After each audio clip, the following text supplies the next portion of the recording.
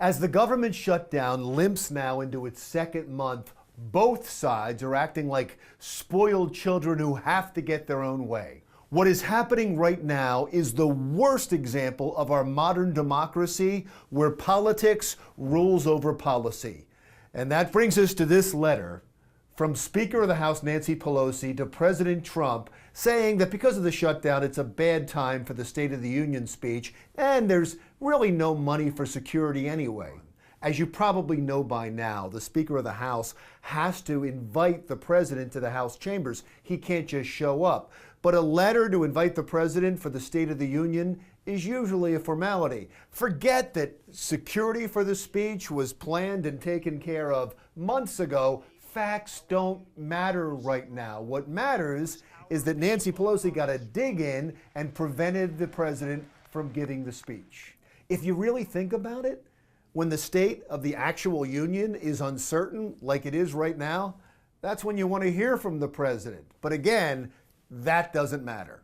Nancy Pelosi wanted to show up the President, which is why she included this snarky line in the letter suggesting the President deliver the State of the Union in a letter, something that has not happened since the invention of television.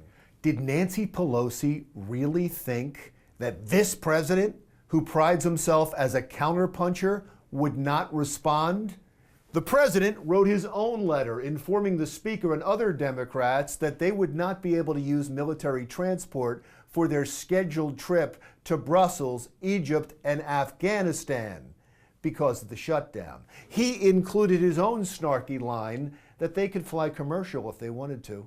Now, depending on your political leanings, you've already taken a position on these political stunts, with Democrats saying Trump deserves it, and Republicans saying she started it. These are the same arguments I hear from my kids arguing in the back seat during a long car ride. Now, luckily, there are adults in the front seat that can set them straight. Sadly, there are no adults that matter in Washington during this long shutdown. Now, you may be an adult and are embarrassed by the way our leaders are acting right now. You may crave for dialogue, for compromise, for any kind of movement, and that is a reasonable position. But I got bad news for you. You don't matter. What is happening in Washington right now is all political theater. Nancy Pelosi and the Democrats and Donald Trump and the Republicans are playing to the most passionate, the most extreme members of their political bases.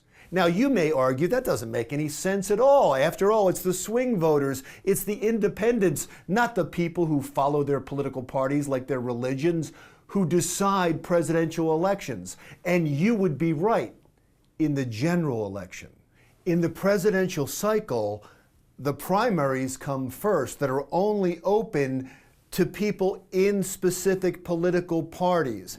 And so right now, those parties need to stir up the passion of those voters. And for the Democrats, that means standing up to anything Donald Trump wants. And for Donald Trump, it means trying to keep his campaign promises like the wall. So at this point, neither one of them is going to give in. And in the meantime, 800,000 federal government workers are furloughed or working without pay.